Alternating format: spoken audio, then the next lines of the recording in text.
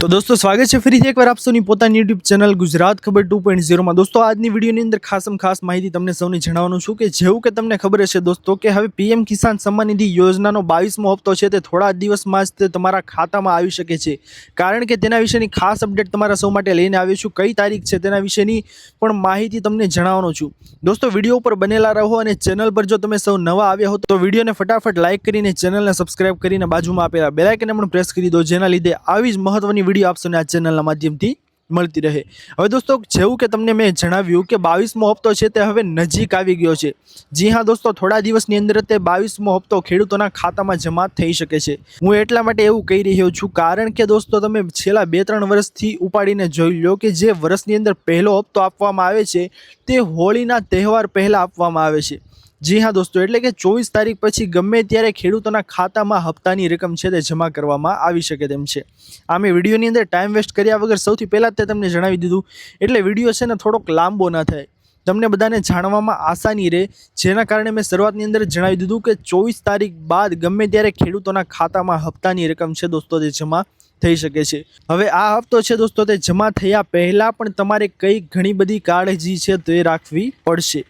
તે કઈ કાળજી છે દોસ્તો તેના વિશેની ખાસ માહિતી તમને જણાવી દઈએ કે સૌથી પહેલાં તો દોસ્તો તમારે KYCની કામગીરી પૂર્ણ કરી નથી તો તે તમે પૂર્ણ કરાવી લેજો, કારણ કે KYC કરાવ્યું નહીં હોય ને તો 22મા હપ્તાનો લાભ તમને નહીં મળે। એટલા માટે સૌથી પહેલાં તો KYC તમારે કામગીરી કરાવી લેવાની છે। ત્યારબાદ તો દોસ્તો બીજી કામગીરી તમારે શું કરવાની છે કે જમીનની ચકાસણી વિશે તમારે જમીનની ચકાસણી જો તમે કરાવી નથી, એટલે કે તમારા નામમાં ચેન્જીસ હોય, તમારા સાતબાની અંદર અલગ નામ ચાલતું હોય, બેંકની અંદર અલગ નામ ચાલતું હોય, આધાર કાર્ડમાં અલગ નામ ચાલતું હોય, તો તે તમામ જગ્યાએ અલગ અલગ નામ ચાલતા હોય તો તમારે તમામમાં સરખા નામો કરાવવા પડશે, તો જ તમારે હપ્તાની રકમ છે તે તમારા ખાતામાં ટ્રાન્સફર થઈ શકશે।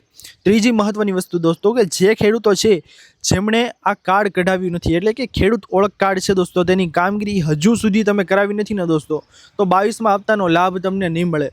કારણ કે દોસ્તો 22મો હપ્તો મેળવતા પહેલાં સરકારે ઘણી બધી સ્ટેટની અંદર જાહેર કરી દીધું છે કે તમારી પાસે ખેડૂત ઓળખ કાર્ડ છે તો હોવું ફરજિયાત છે।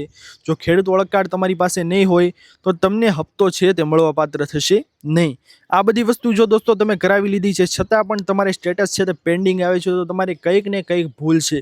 એટલા માટે તમારા ગામના VC કે ગ્રામ સેવક અથવા તો CSC સેન્ટર છે તેનો સંપર્ક કરીને તમે આ વસ્તુ છે તેને વ્યવસ્થિત કરાવી શકો છો। તમારે દોસ્તો કાંઈ નથી કરવાનું, PM કિસાન સન્માન નિધિ યોજનાની વેબસાઇટ છે તેની ઉપર સ્ટેટસ ચેક કરવાનો ઓપ્શન આવે છે, તેમાં તમારો આધાર નંબરને તેની સાથે OTP છે તે વેરીફાઈ કરી અને તમે સ્ટેટસ ચેક કરી શકો છો। જો તમારે સ્ટેટસ છે તે સક્સેસ આવે તો તમારે કાંઈ વાંધો નથી, તો હપ્તાની રકમ છે તે 100% તમારા ખાતામાં આવી જશે બોસ। પરંતુ જો તમારી સ્ટેટસ પેન્ડિંગ આવે અથવા તો ફેલિયરનું ઓપ્શન તમારે આવે તો તમારે કંઈક ખામી છે, જે ખામી દૂર કરવા હાટુ તમારે કોને મળવાનું છે, જેવું કે મેં કીધું કે CSC સેન્ટરે અથવા તો ગ્રામ સેવકને અથવા તો ગામના VC ઓપરેટરને મળી અને આ ખામીઓ તમારે દૂર કરવાની છે।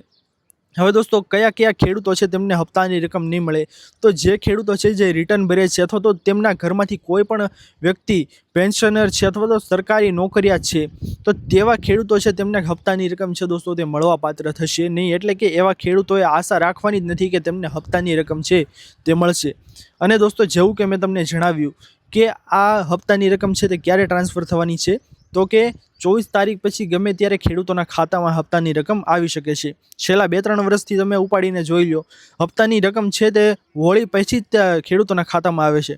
એટલા માટે તમારે આ વખતે પણ તેવી જ રીતે માની અને હોળી બાદ હોળીના તહેવાર પછી તમારા ખાતામાં હપ્તાની રકમ છે 2000નો હપ્તો છે દોસ્તો તે જમા કરવામાં આવી શકે તેમ છે। જેથી કરીને દોસ્તો આ ખાસ માહિતી જણાવવા હાટુ મેં આજનો આ વિડીયો બનાવ્યો હતો।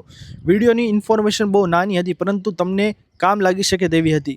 વિડીયો પસંદ આવ્યો હોય દોસ્તો તો વિડીયોને લાઇક કરીને ચેનલને સબસ્ક્રાઇબ કરી લો, જેના લીધે આવી જ મહત્વપૂર્ણ વિડીયો આપશો ને આ ચેનલના માધ્યમથી મળતી રહે। દોસ્તો મળીએ હવે પછીના વિડીયોમાં, ત્યાર સુધી જય હિન્દ, વંદે માતરમ।